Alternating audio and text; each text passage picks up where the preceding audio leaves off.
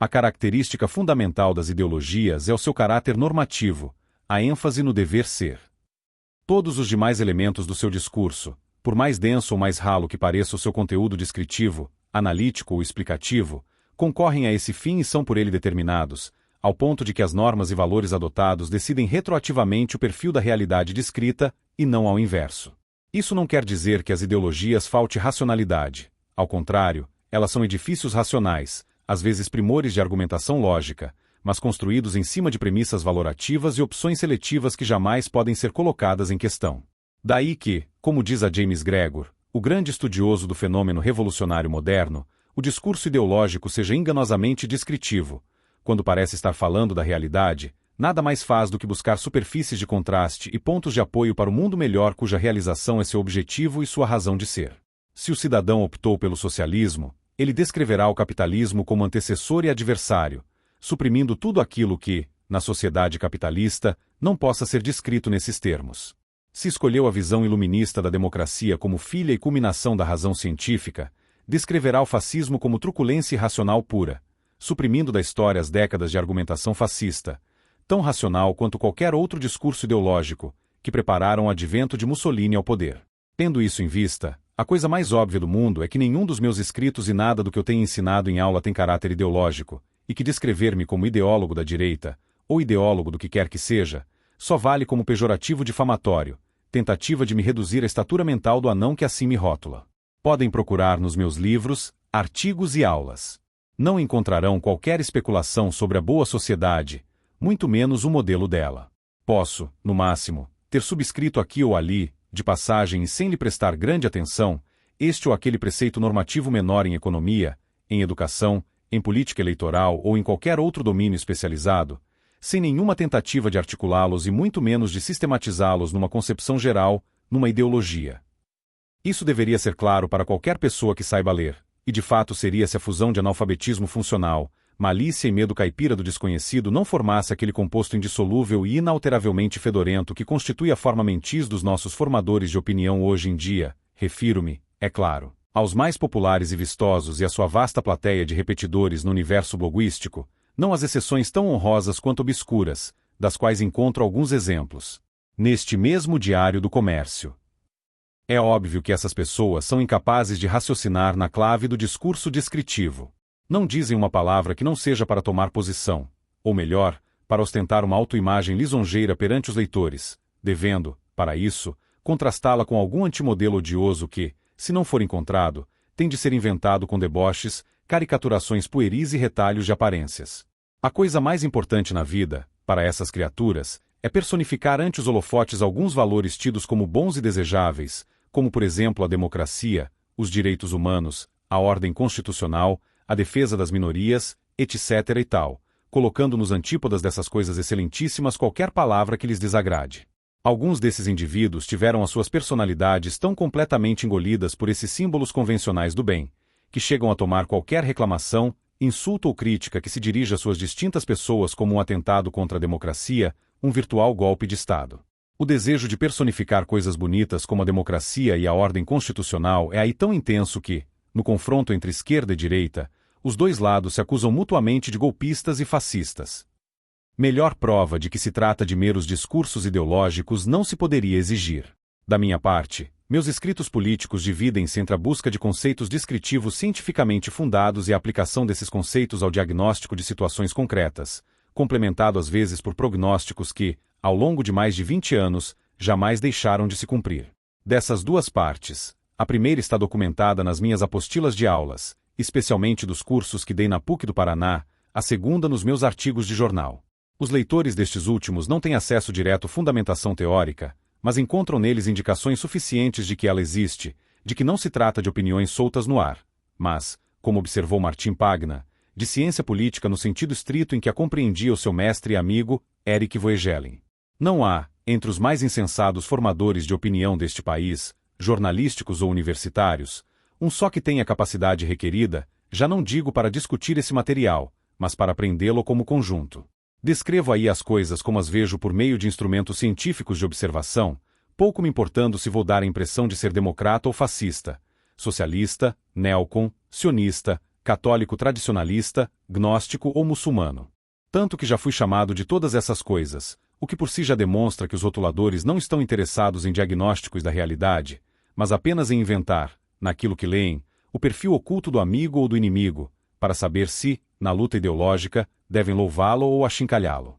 A variedade mesma das ideologias que me atribuem é a prova cabal de que não subscrevo nenhuma delas, mas falo numa clave cuja compreensão escapa ao estreito horizonte de consciência dos ideólogos que hoje ocupam o espaço inteiro da mídia e das cátedras universitárias. Suas reações histéricas e odientas, suas poses fingidas de superioridade olímpica, sua invencionice entre maliciosa e pueril, seus afagos teatrais de condescendência paternalista entremeados de insinuações pérfidas, são os sintomas vivos de uma inépcia coletiva monstruosa, como jamais se viu antes em qualquer época ou nação. O que neste país se chama de debate político é de uma miséria intelectual indescritível, que por si só já fornece explicação suficiente do fracasso nacional em todos os domínios: economia, segurança pública, justiça, educação, saúde, relações internacionais, etc. Digo isso porque a intelectualidade falante demarca a envergadura e altitude máximas da consciência de um povo.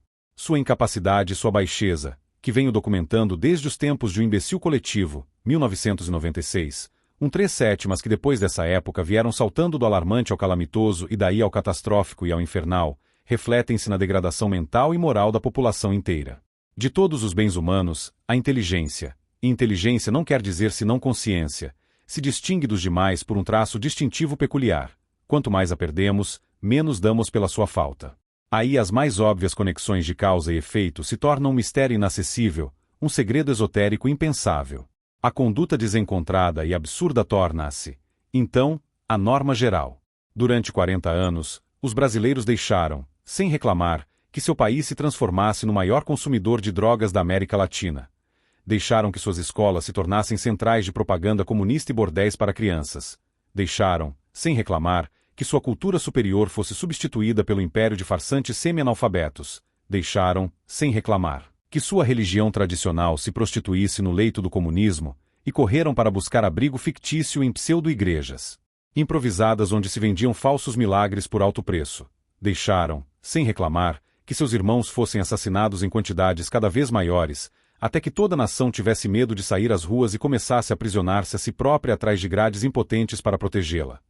Deixaram, sem reclamar, que o governo tomasse as suas armas, e até se apressaram em entregá-las, largando suas famílias desprotegidas, para mostrar o quanto eram bonzinhos e obedientes. Depois de tudo isso, descobriram que os políticos estavam desviando verbas do Estado, e aí explodiram num grito de revolta: não! No nosso rico e santo dinheirinho ninguém mexe. A rebelião popular contra os comunolarápios não nasce de nenhuma indignação moral legítima, mas emana da mesma mentalidade dinheirista que inspira os corruptos mais cínicos. Não só o dinheiro é aí o valor mais alto, talvez o único, mas tudo parece inspirar-se na regra: eu também quero, senão eu conto para todo mundo. É óbvio que, se essa mentalidade não prevalecesse no nosso meio social, jamais a corrupção teria subido aos níveis estratosféricos que alcançou com o mensalão, o petrolão, etc. O ódio ao mal não é sinal de bondade e honradez. Faz parte da dialética do mal odiar-se a si mesmo, mover guerra a si mesmo e proliferar por sissiparidade.